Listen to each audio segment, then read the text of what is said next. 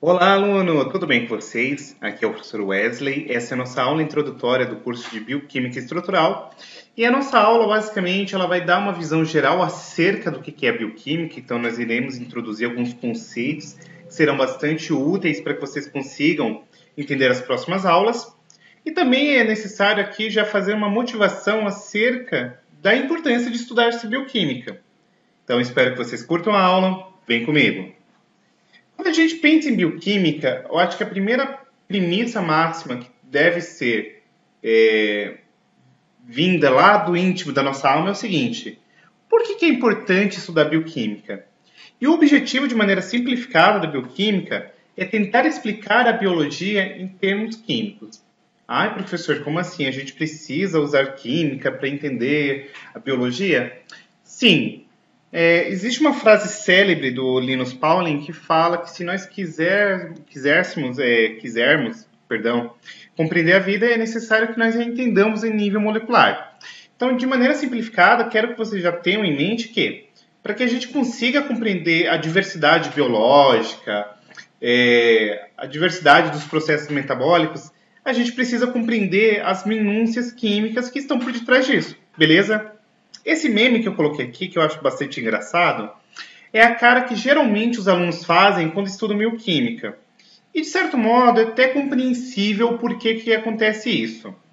Geralmente, os alunos, quando cursam a disciplina de bioquímica, não têm um conhecimento da base de química. Então, por exemplo, compreender o que é polaridade, o que é eletronegatividade, o que é a química orgânica, quais são as funções orgânicas e etc.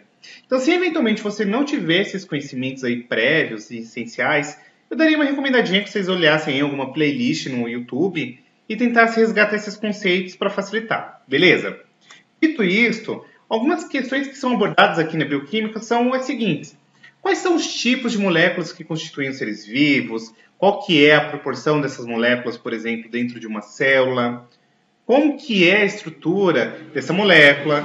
Quais são as propriedades químicas que ela possui? E, consequentemente, como que essas moléculas interagem entre si para eventualmente formar aí as macromoléculas, como, por exemplo, as proteínas e etc. E a bioquímica, ela responde muitas coisas, tal. E aí eu de coração, quero que vocês tentem olhar a beleza por detrás da disciplina, tá bom? Então, nada de ficar no Face, bora estudar bioquímica. A princípio, ela pode te deixar um pouquinho piradinho ou piradinha, mas vai dar certinho, tá bom? Então, vamos lá. Primeiro ponto que eu acho interessante que nós pensemos aqui é acerca da estrutura mínima, que é essencial à matéria no universo, que são os átomos. Os átomos é basicamente constituído de duas regiões: o núcleo, onde tem os prótons e nêutrons, e a eletrosfera, que tem aí os elétrons.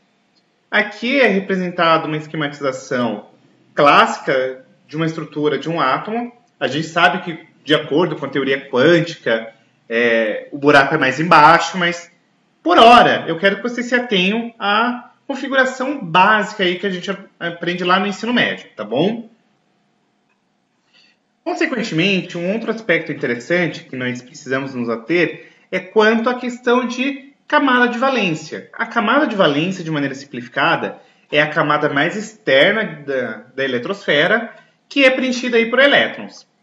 E a depender da quantidade de elétrons existentes ali na camada de valência, os átomos, ou melhor, os elementos químicos, têm uma tendência ou de doar elétrons ou de receber elétrons para se adequarem a uma teoria chamada como teoria do octeto. Já enfatizo para vocês que esse rolê de teoria do octeto ela não é bem verdade, tá?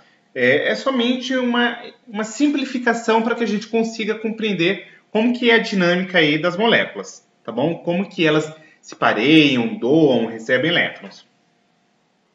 Mas de maneira simplificada, a camada de valência é a camada mais externa, que contém aí elétrons que podem ser doados ou a tendência de receber elétrons para chegar na teoria do octeto, que possui 2 elétrons, 8 elétrons na camada de valência.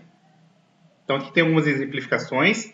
Por exemplo, o átomo de carbono, que é um dos mais importantes, tem 4 elétrons na camada de valência.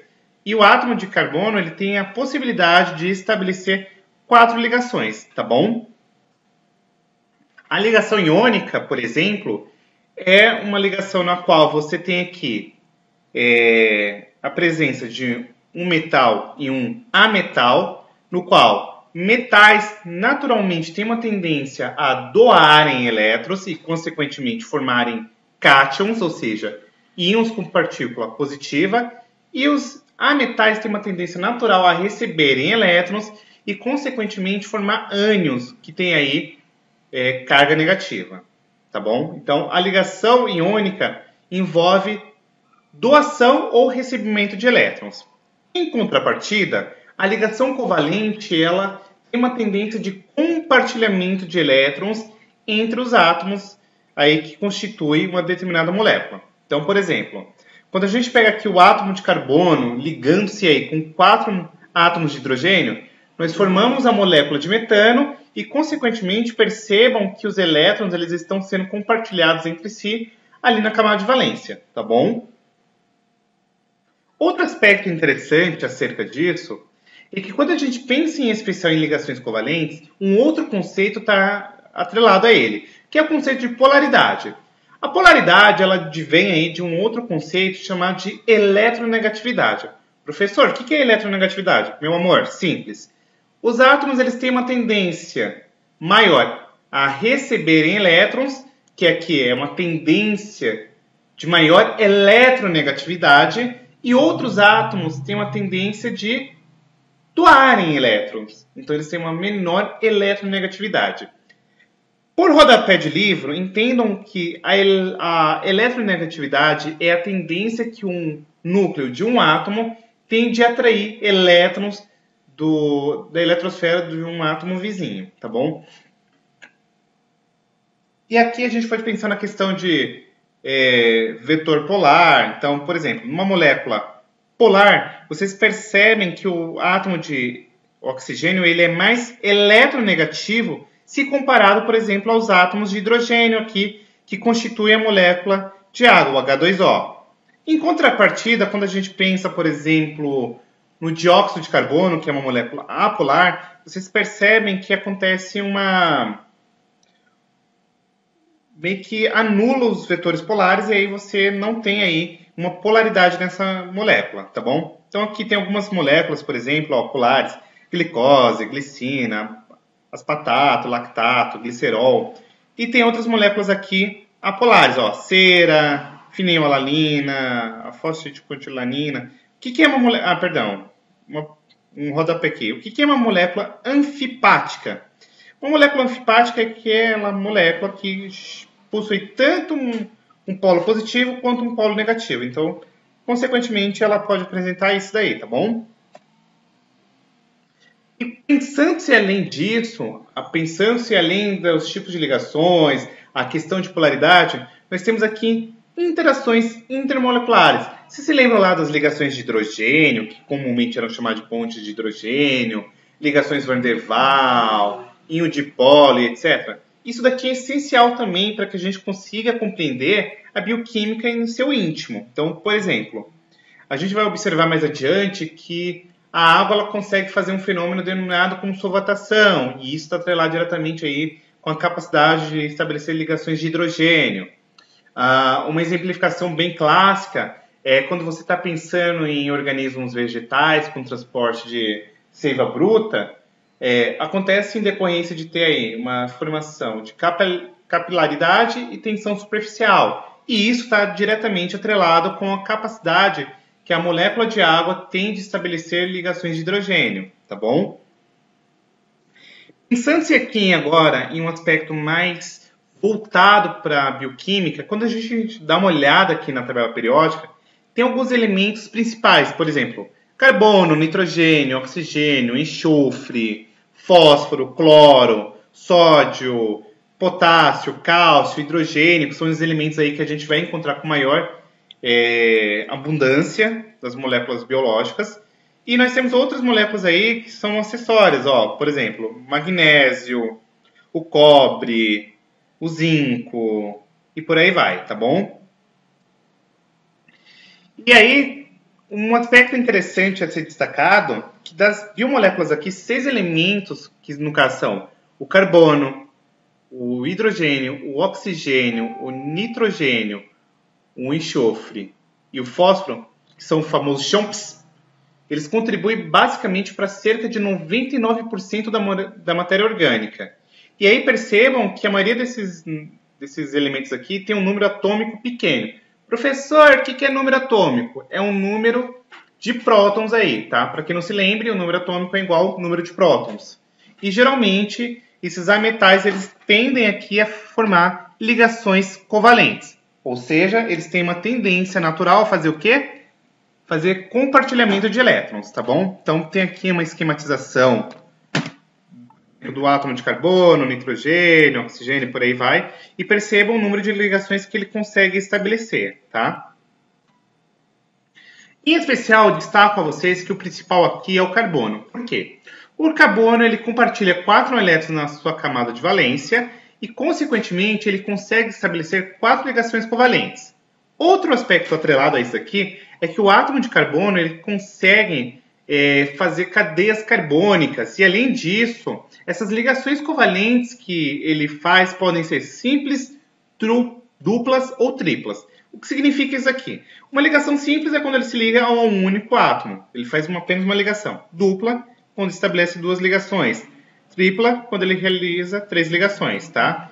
E geralmente, quando a gente pensa no carbono, ele está associado ou com oxigênio, ou com nitrogênio, ou com o átomo de hidrogênio, e até mesmo com outros carbonos aí formando as cadeias carbônicas.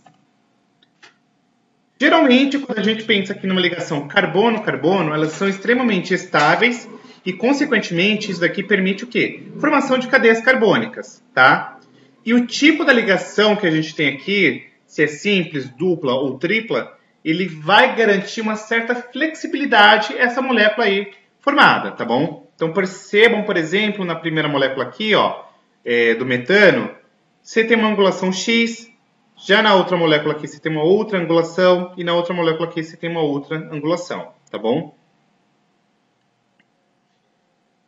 Acerca da cadeia carbônica, um aspecto interessante a ser destacado sobre ela é que ela pode ser de vários tipos. Ela pode ser uma cadeia linear, ela pode ser uma cadeia ramificada ou até mesmo uma cadeia cíclica. E além disso, pensando-se aqui na cadeia carbônica, ela pode apresentar grupos funcionais. Lembre-se daquelas funções orgânicas que vocês aprenderam lá no ensino médio, tipo álcool, cetona, aldeído, amina, amida, éster, éter. Tudo isso daqui está associado agora com esse rolê. Por exemplo, se você der uma olhada nessa molécula aqui, ó, ela tem uma cadeia linear até aqui, ela ramifica aqui, ó, e ela também apresenta uma cadeia cíclica. Sabe quem é essa molécula aqui? O acetil-coenzima A.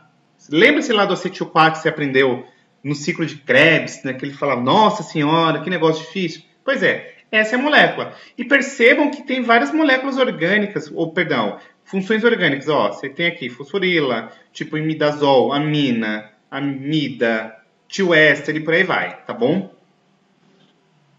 Sobre os grupos funcionais, ó, tem aqui um esquemão, ó, lindo, chuchu beleza, para facilitar a vidinha de vocês. Então retomem aqui, eu vou depois disponibilizar um link com essas tabelinhas, mas vocês conseguem encontrar facilmente aí no YouTube, tá bom? Ou no YouTube não, perdão, no Google. Então tem aqui, ó, a exemplificação dos grupos funcionais, ó, o álcool, e aí qual que é a importância de álcool? Está associado, por exemplo, com carboidratos, lipídios, aldeído está presente aqui em açúcares redutores, como por exemplo a glicose, cetona está associado com metabólitos intermediários, metil está associado com DNA, isso daqui é extremamente importante, inclusive, para regular a síntese de DNA, a transcrição e etc. Está associado com metabolismo energético, glutamino, olha que lindinho, presente aqui nas proteínas, quando a gente está falando em especial aqui dos aminoácidos, éster, ó, membrana plasmática de bactérias e eucariontes, éter, carboxila, ó, ácidos orgânicos, lipídios, proteínas, grupamento fosfato, está presente aqui no ATP, no DNA e por aí vai, tá bom? Além disso, outro aspecto interessante é que quando a gente está pensando nas moléculas orgânicas, muito além de daquele lance que a gente falou lá, da possibilidade do carbono fazer cadeias, etc., a gente tem que pensar em configuração e conformação. Professor, o que é isso? Eu nunca ouvi falar. Simples, ó. Configuração, de maneira simplificada, é a maneira ao qual esses átomos estão dispostos aqui na molécula, pensando-se agora espacialmente.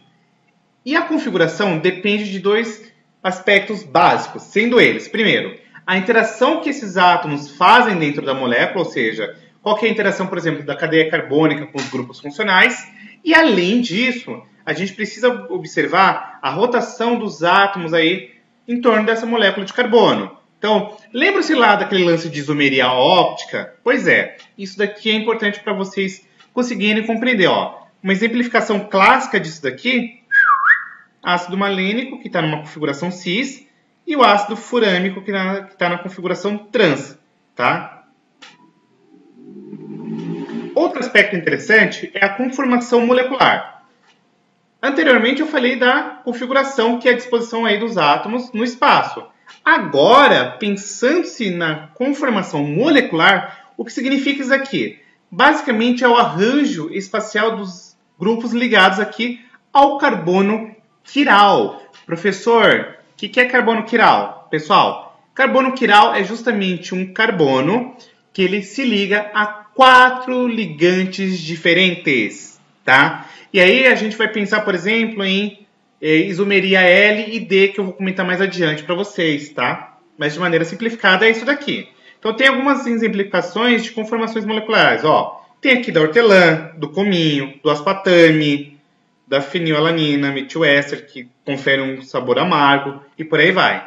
Tudo isso depende da forma a qual esses átomos estão ligados espacialmente ao carbono quiral. E aí, pensando-se na questão da configuração mais conformação, teremos aqui a estrutura tridimensional de uma molécula. E aí, a estrutura tridimensional está atrelada, por exemplo, com uma ligação que ela vai fazer uma enzima, uma ligação ao hormônio, ligação a receptores, e por aí vai. Uma exemplificação clássica disso daqui, que eu adoro fazer para vocês, é como que um antígeno acaba sendo complexado a um anticorpo. Isso daqui, pessoal, é justamente atrelado diretamente com estrutura tridimensional. Todo esse conjunto de configuração e conformação de ambas as moléculas vai meio que garantir um match entre essas moléculas e, consequentemente, elas vão interagir entre si, tá bom? E aí, por fim, para a gente chegar nos términos aqui da nossa aula, pensemos aqui nos biopolímeros.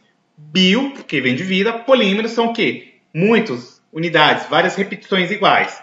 Então, basicamente, qual que é a ideia quando você pensa em um polímero? São moléculas longas que são unidas por unidades pequenas repetidas.